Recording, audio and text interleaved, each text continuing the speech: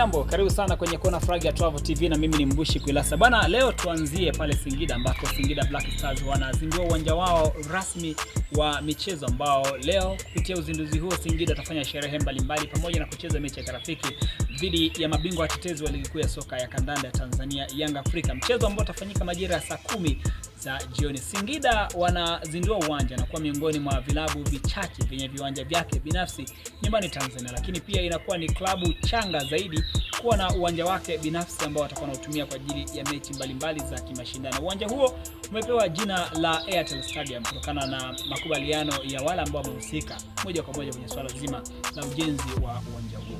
Lakini nyanda za juu kusini mwa Tanzania mkoani Njombe, klabu ya Hausung FC ya Njombe imefanikiwa kupanda ligi ya Championship msimu ujao baada ya kufikisha alama 25, alama nyingi zaidi dhidi ya timu zingine ambazo zinacheza ligi hiyo na zimebakiza mechi moja tu kuhitimishwa kwa ligi ya First Division ama ligi daraja la pili nyumbani Tanzania. Hausung sasa inakuwa ni timu nyingine kutoka mkoani Njombe kusogea kwenye nafasi hiyo baada ya timu ya Njombe Mji ambayo iliwahi kucheza ligi kuu kusambaratika na kutokueleweka wapi iliko. Matumaini ya watu yamekuja upya zaidi hasa kutoka mkoani Njombe wakiamini kwamba pengine timu hiyo inaweza kuwa ni mkombozi wa yale ambayo wao wanayatarajia. Je, Hausung wataweza kuyafikia yale ambayo watu wanayatarajia? Na kwa mtazamo wako, kwa kuwa hii ni timu ya mtu binafsi, inaweza kwenda kwenye hiki ambacho watu wengi wamekuwa wakikiwazia?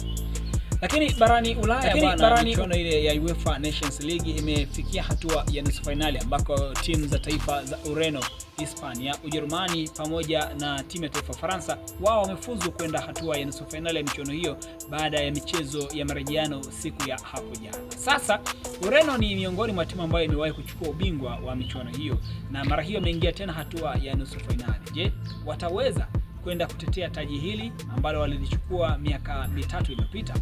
Hii ni Kona Flag ya Travel TV. Mimi ni Mbushi Kwilasa na nyuma ya kamera ni Beni Kashilelika. Asante.